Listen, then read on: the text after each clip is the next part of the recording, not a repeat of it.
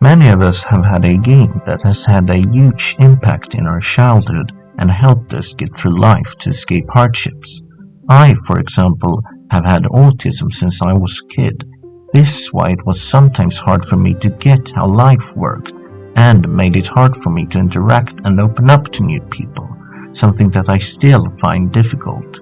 That makes me seek comfort in fictional worlds. One thing that has made my life easier has been video games, and especially the Super Mario series. Mario has been one of the most consistent video game franchises and has managed to never grow stale or bad with its high-quality platformers that revolutionized gaming. He has also proven his versatility as a character that can be put in all kinds of game genres. Aside from platformers, we also have the Mario Kart and Mario Party series. But for me, there is one game in particular that remains my favorite Mario game. That game is Super Mario Galaxy. So, what is it that makes Super Mario Galaxy such a special game? Well, there are many reasons that I will get into later, but one thing that is apparent is the tone. Most mainline Mario games have a pretty cheery and light-hearted tone. The story mostly boils down to Bowser kidnapping Peach and you having to save her, and that's the end of it. This is true for Super Mario Galaxy 2, but the difference between this and other Mario games is how they take the usual Mario story and ups the sheer scale and stakes of it all. This more serious and epic tone is already felt in the opening of the game. Bowser here feels like an actual threat when he attacks the Mushroom Kingdom with his airship armada. The stakes feel much higher than in the usual Mario game because we see here what Bowser is capable of when we see the Mushroom Kingdom burning and Toads running around panicking. It's also a drastic shift as we just seconds before strolled peacefully towards Peach's castle. To suddenly see the Mushroom Kingdom under attack gets the player immediately on their toes. Also, this kingdom seriously needs better defenses. Peach only has like 2 lifeguards, none of them armed, or just get Daisy to take care of him. Bowser also has the help of a giant UFO to lift Peach's castle up into space, which already tells us that this adventure will be different and that his plans are much grander than usual as he's planning to conquer space. This opening is great because it establishes the more serious tone of the game and makes Bowser a force to be reckoned with. This time he's not just trying to conquer the Mushroom Kingdom but the entire universe. Mario, always the hero, tries to follow after Bowser but is blasted away by Kamek into the dark void of space.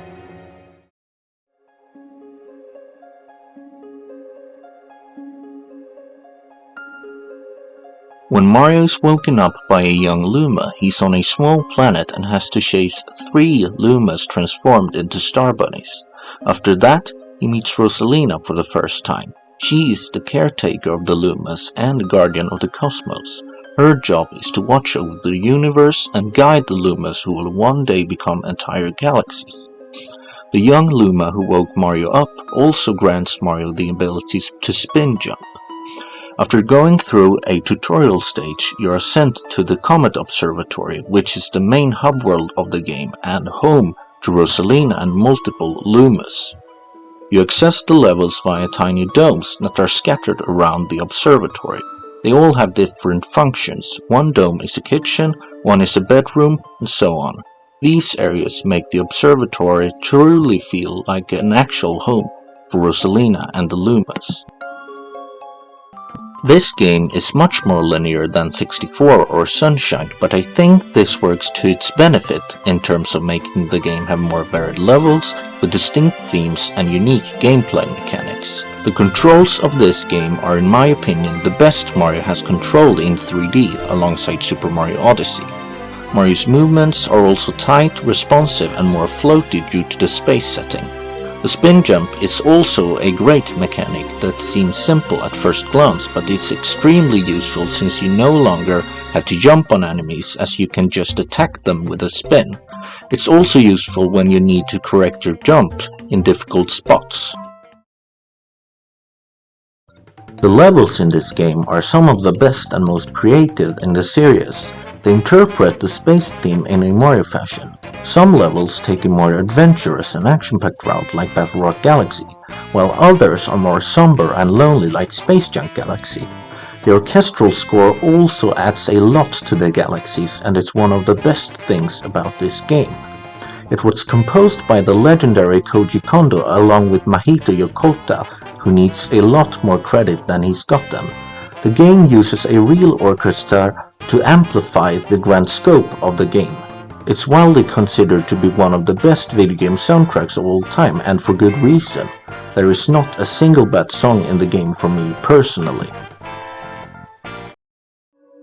If I were to narrow down my favorite stages in the game, it would be Battle Rock Galaxy, Space Junk Galaxy, Gusty Garden Galaxy, Toy Time Galaxy, Ghostly Galaxy, and Dreadnought Galaxy. Why these stages are my favorite are because I think they all have strong and varied gameplay mechanics, gimmicks, and themes. Battle Rock Galaxy has intimidating and spectacular set pieces and is an action-packed level leaning heavily into the sci-fi theme, with the level itself being a giant asteroid with a fortified base incorporated into it. Everything in this galaxy is out to get you, like electric fences, the spinning Topman enemies, bullet bills, or bob-ups. The missions reflect the dramatic tone very well, with one mission making you infiltrate the core of the asteroid and blowing it up from the inside. I also think that this is the point when the game starts to become more challenging. Not by much, as the game is not very hard, but it's still a noticeable uptick in difficulty. Space Junk Galaxy has a melancholic atmosphere with space junk floating around in the dark void of space. The stage also contains a lot of unique planetoids, like one shaped like a rocket ship and a hidden planet shaped like Yoshi's head. It represents the isolation, vastness and loneliness of space very well too, which is amplified by the soothing soundtrack.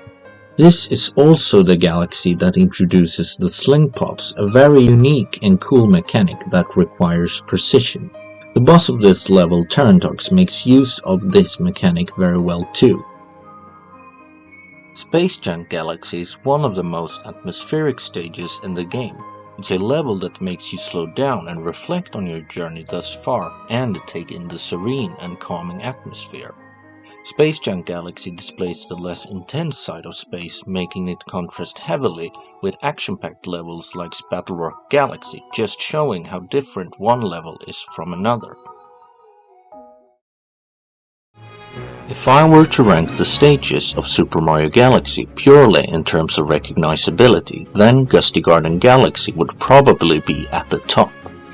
The soundtrack of the stage has probably become one of the most iconic Mario songs of all time, and are for many, including me, the song most associated with the Super Mario Galaxy games. The melody has become so iconic, in fact, it has snuck itself into other Mario games like Super Mario 3D World and non-Mario games like Super Smash Bros. The presentation of this stage is also great. The overall stage theme itself, a garden in space, is such a cool concept, as it combines the familiar classic grassy Mario level with the abstract aesthetic of space. It has fun mechanics like the floaty fluffs, which are dandelions that Mario can use to traverse the different planetoids in Gusty Garden Galaxy with help of the wind. You also get to traverse fruit-shaped planets via a giant caterpillar. I also like Mayor Burrows as a fight. Even if he's on the simpler side, he still has a lot of personality, especially when he gets really mad. Ground pounding him and then spin attacking him also feels great.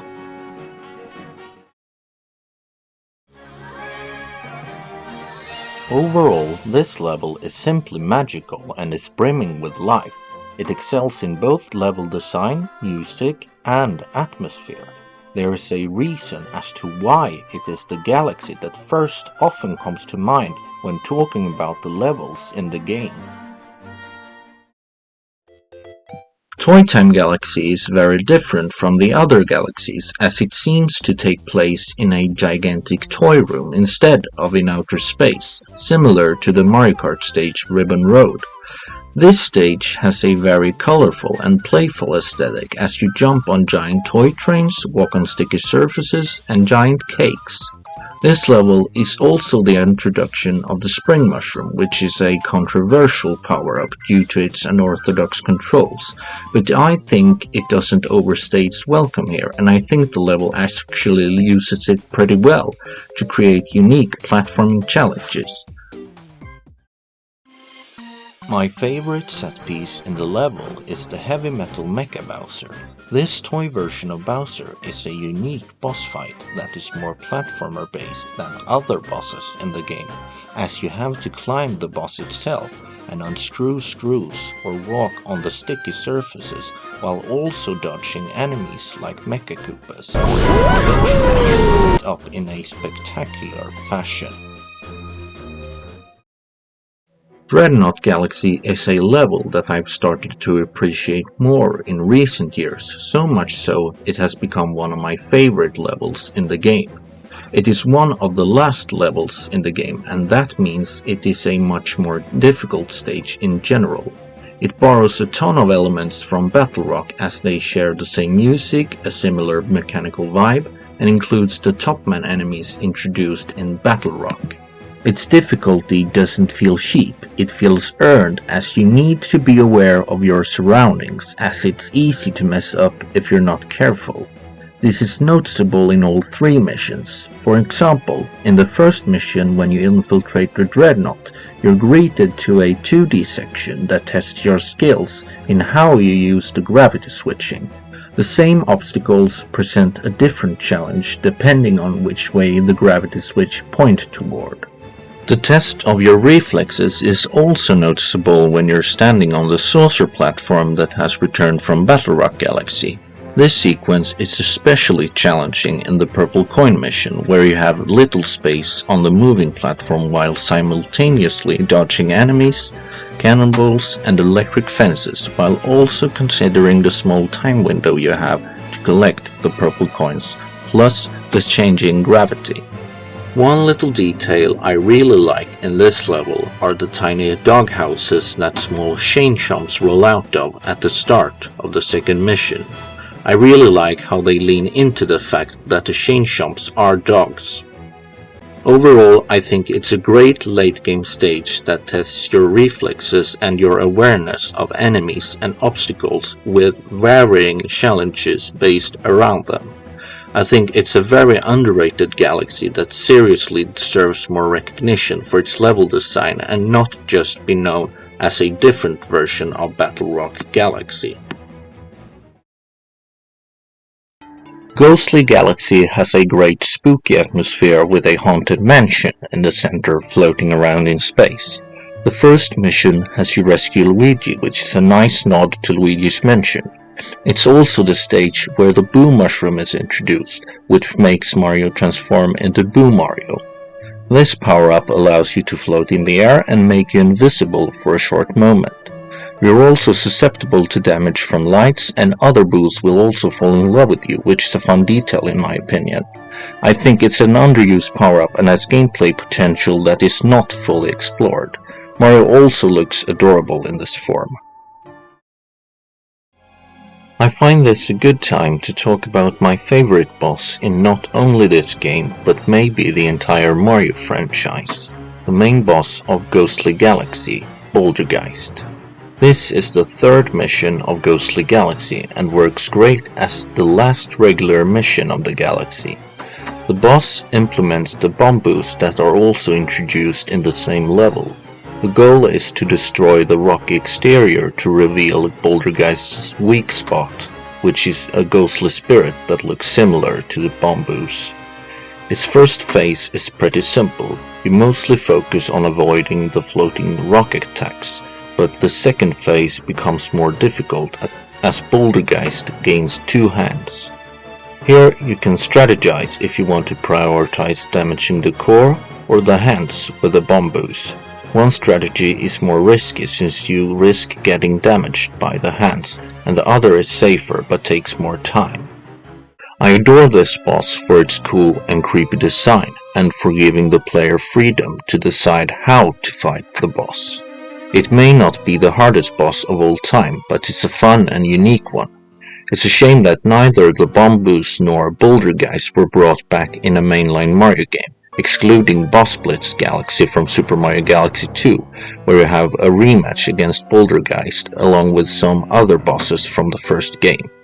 I hope Bouldergeist and the Bomboos can return someday. Another thing that makes Super Mario Galaxy stand out is Rosalina herself. She's easily one of my favorite characters in the Mario series. Words cannot express the perfection that is Space Mommy, from her design, personality, and the fact that she's the guardian of the Lumas and the cosmos. Peach could only dream of reaching such power and aura. Rosalina is one of the central reasons that makes this game feel very different, as she's not your typical Mario character. Rosalina is one of the few Mario characters outside the RPG games with a proper backstory. If you visit the Comet Observatory's library, you get to hear her read the backstory from a book to the Lumas. The story follows a young Rosalina that meets a young Luma that is looking for its mother. Rosalina then offers to help search for its mother, and they go out on a long quest together. On her journey through space, Rosalina befriends more and more Lumas and builds a home for her and the Lumas, which will eventually become the Comet Observatory. She eventually starts missing her family back on Earth until she realizes her mother is buried under the hill outside of her childhood home. She breaks down in tears, but the Lumas comfort her and she realizes they are her family now. They will also take care of her just like she takes care of them. She has finally found her place in the universe and a new family in the Lumas. She is the one that will guide the Lumas to one day grow up to become galaxies. This story is probably one of the most heartbreaking but also wholesome stories told in a Mario game. It's easy to see why Rosalina has become such a huge fan favorite. This story gives us a better understanding as to why Rosalina ended up in space, who she is, and her relationship as a guardian and parental figure to the Lumas, but it also makes her a tragic character. The Lumas she has gotten to know will one day become galaxies and leave her, but she knows that the Lumas trusts her and value her as a parental figure. She will also always have to look after newborn Lumas, and as she says to Mario, the circle of life continues on, which is a beautiful quote. She knows that she'll never have to be alone again, and that her value as the guardian of the cosmos is important, both for her, the Lumas, and the entire universe. Even though her biological family is gone, the new family of Lumas she has found is just as valuable, and she knows that her biological family will remain in her memories and in her heart. When she is sad, the Lumas will comfort her just as she takes care of them. It's a surprisingly mature story for a Mario game. Writing a story about losing your family in a kid-friendly series like Super Mario is hard to do. Yet they managed to pull off one of the most heart-wrenching stories in any Nintendo game without it feeling out of place. One reason it works so well is because it is not only about the grief and sadness Rosalina is feeling, it is just as much about finding a space where you belong and helping each other out through sad and difficult times. A found family that loves each other is just as much of a family as a biological family. I think Super Mario Galaxy has one of the most powerful endings of any mainline Mario game. The final level, Bowser's Galaxy Reactor, is a gauntlet of challenges you have learned throughout the game, with an amazingly epic and dramatic score. The level itself isn't the hardest, but it is elevated by the overall presentation and the stakes at hand. The final boss battle against Bowser is one of the better ones in the series. You travel from one planet to the other, all with different mechanics, and end at a glassy planet with lava geysers, the same type of planet you fought Bowser on previous occasions in the game. Eventually you beat Bowser, and afterwards everything starts to crumble and fall apart. A black hole starts to form, sucking everything into it. The Luma that Mario has been traveling with since the start of the game sacrifices itself along with many other Lumas. This ending hits hard. It is very different from the typical happy-go-lucky Mario ending we usually see.